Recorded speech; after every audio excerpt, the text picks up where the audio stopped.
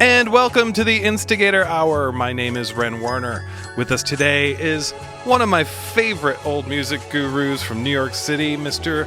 Bill Wilson. Hello, Mr. Bill Wilson. Hello. Nice to see you. It's been ages. If it weren't for Bill, I would very likely be somewhere completely different in my life. He helped me get out of a horrible, soul-crushing job in the legal world and really set my tracks on the startup tech music world that I currently reside in. He's also in that world. He's working for, now bear with me, MNRK Music Group, which is a fantastic MNRK. He is the Senior VP of Digital Operations and Innovation, which is why we have him with us today to talk about all this crazy stuff going on in the music world. Welcome. Hello. Hello. Yes. And what's interesting about how I know you is also... Oh, pants. I sold you pants. You were working retail at a relatively high-end establishment in New York City, and you were very helpful in clothing me at one point.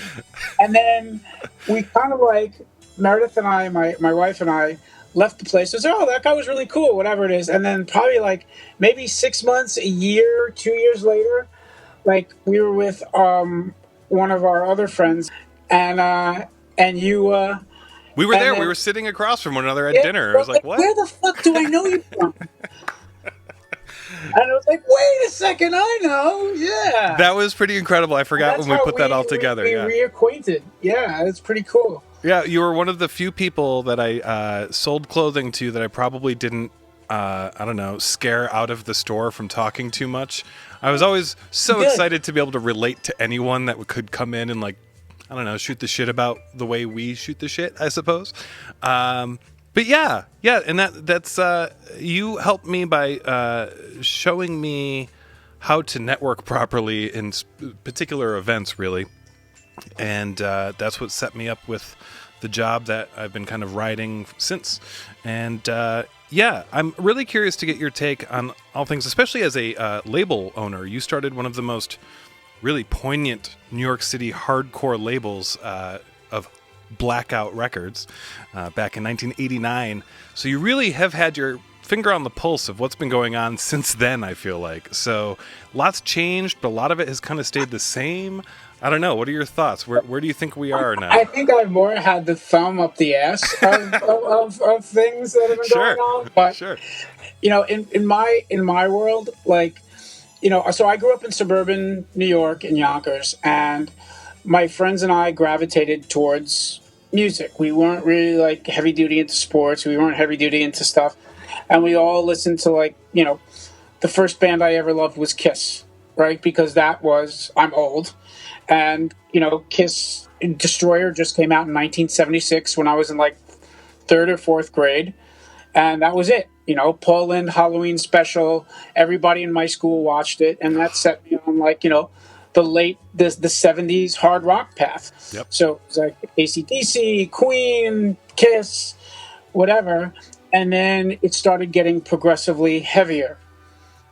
And, ultimately, all of us would go and we'd spend our Saturdays, and all the money we got from pumping gas or mowing lawns or shoveling driveways or whatever the hell we did, at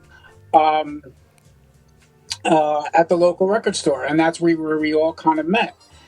And the style evolved from, the 70s into the, first into, standard arena rock, then moving into, the new wave of British heavy metal, moving into then the kind of early thrash stuff. Sure. First Metallica record, Venom, Slayer, Exodus, all that stuff that I'm now buying on vinyl. And then, because I sold my record collection like an idiot. And then, all of a sudden, kind of like getting turned on by the guy in the store to hardcore.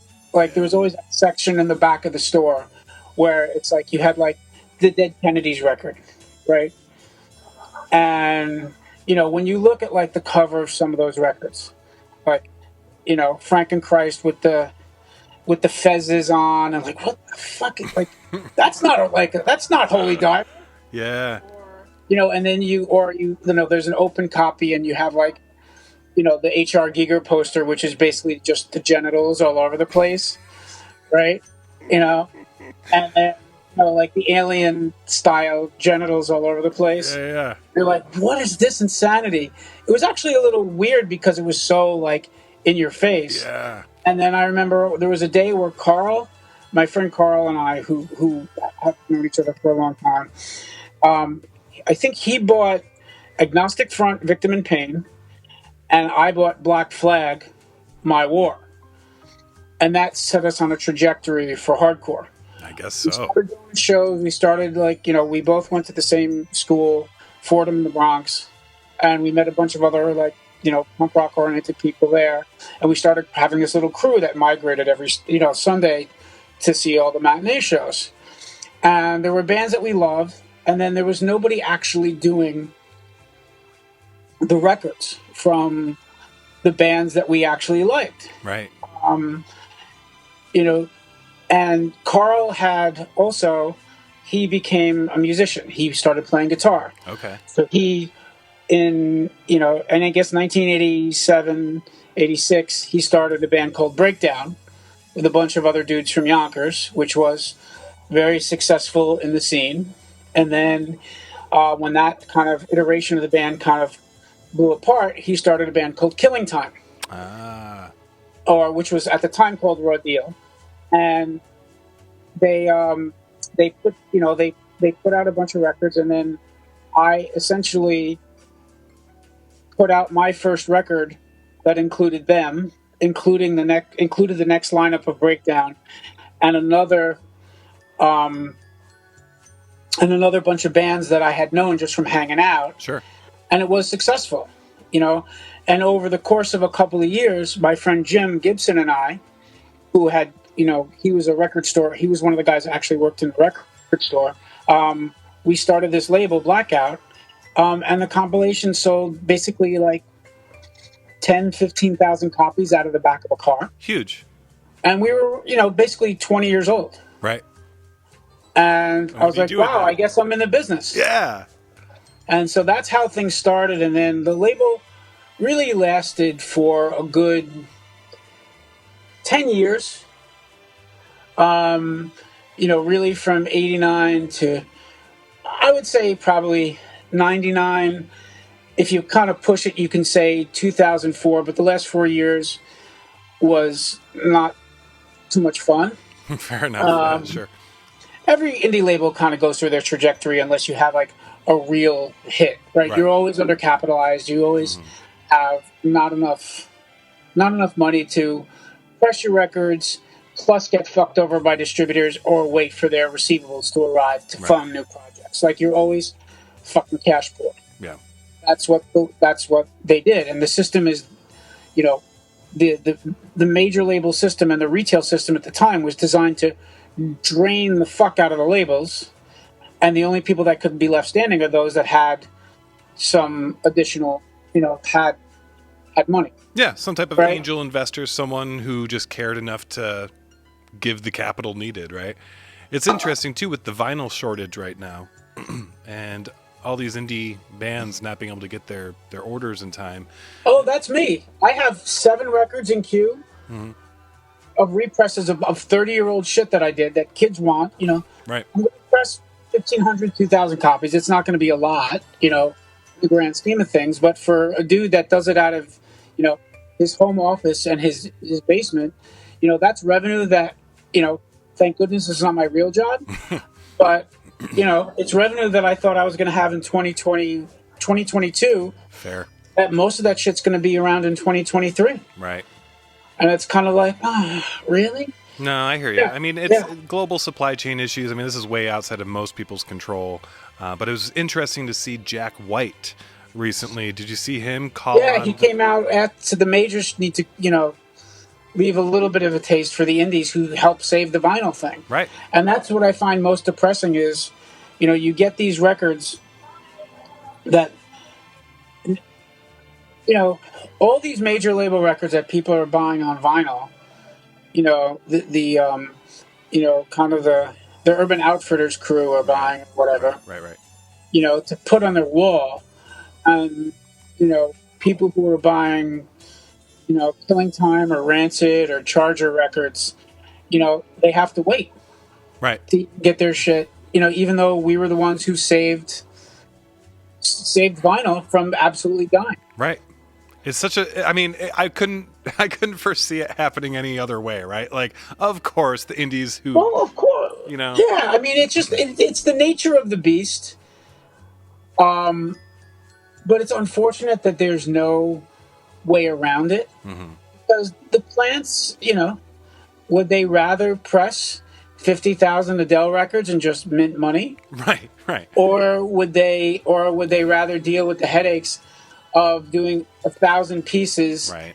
for 50 different labels and hearing and get and all the startup costs and all the other bullshit Right. that goes into each individual short run? Because you know, anything under like 5,000 copies is really a short run for them. So, like, I from a business and economic standpoint, I get it. Right. But fuck that. Right. Yes, exactly. And I think that's why I wanted to talk to you, because you're someone who actually understands the actual nuts and bolts and like the actual figures of it. And it's fascinating to me too, to finish the Jack White thing, was that he's basically calling upon the major 3 labels now to set up their own pressing plants like they used to have it back in the day. But I'm like, what is their incentive to do so? They have zero incentive to really do that, right? Yeah, they just purposely, you know, crowd out everybody else and they go about their business. But it's just what they do because of their economic gravitas. Right. Yeah, they can. And because of the incentives that they can do. We're going to buy all the time at your plant. Here's a giant amount of money, and you basically just get to run giant runs of our stuff. And then when final's over, we're going to leave you flat, and your business is going to dry up. Cool. Yeah. Awesome. Thanks, guys. Make your money now, tough guy, because you're not going to make it in the future. Right. Right? Because at some point, the vinyl craze will end. Yeah. No, I know. You know? It's fluctuations, the sine wave of trends. And I was thinking earlier today, too, about like thinking back to like my New York City friends that would, you know, trend forecasters, if you will. And I remember even, you know, 10 years ago, people talking about the 30-year cycle of how things come back. And I've been really fascinated by the resurgence of all of this pop punk. Mainly because I like anything that's bringing guitars back into the conversation. But what I find interesting is that I think the 30-year cycles may be a bit of an antiquated idea now that we're kind of in this multiverse territory where time is kind of spinning faster and faster. So like I think the cycle's getting smaller and smaller. So pop punk from like, you know, 15, 20 years ago is now coming back. So maybe the cycle is really 15, 20 years. Who knows? Right. Yeah. I mean, I think it's all about nostalgia. Right. In some ways for people, because I remember, you know, that not necessarily culture of hardcore, because that was kind of an island unto itself. But I remember that in the 70s, everybody was still talking about the 60s. Right. Right. And there were like all those commercials for 70s doo-wop, like commercials in the 70s for doo-wop records from the 50s with like Frankie Valli and the Four Seasons and that shit. Right. And then all of a sudden, you know, 70s music got to be, you know, in some ways got to be a throwback, you know. And then, so it's weird that there's like, I guess if you grew up with it in your sort of as an ambient thing around you, you get nostalgic for it when you were a kid, and then you start hitting 20, 25, 30. Sure. You start getting nostalgic for it. Because it's what you know. I mean, look at the Super Bowl this year. Look at the Super Bowl halftime show. That was marketed exactly to me. And like my age group, even the commercials, the fact that the cable guy came back for a commercial. I mean, again, I felt like man, I'm really in that 35 to like 45 demo now. Who's got disposable income? Right. Yeah. Let's cater to them. Yep. I mean, it's the same thing that they did, you know, way back when. It's a, you know, the medium may change, the sort of accoutrements may change. Sure. Yeah. but what people do is still the same sociology, and the science behind brain manipulation is still the same thing. Yep. Let's make it relatable. Let's put the Ramones in the TV in an auto commercial. Right. What? Yeah. Let's put Joan Jett's bad reputation in a friggin' commercial. Now, I feel great for the artists because that's all TV sync money. Oh yeah, for sure. Good. Yeah. But and for me, I finally feel like I'm being advertised to. Right. So that's a plus because I'm just as much of a sucker as anybody else. Right. It appeals to me. Yeah. I mean, right? I just find the whole thing so fascinating. This whole world of pop culture that I feel like, again, we crossed some threshold at some point. I think, post 2000, everything post 9/11. I think I think probably from like 2012 onwards, we kind of started entering this kind of multiverse aesthetic, or this post-genre thing that we seem to be feeling out now, where it's like a hyperpop song will cover, or even like a K-pop song will cover multiple genres in a 2.5 minute span. And it's like, who is this for? Is this generating the ADHD in the kids now, or is it catering to their ADHD? And do I have ADHD? You know what I mean? Like, it's so crazy. I definitely have ADHD, but I knew that before.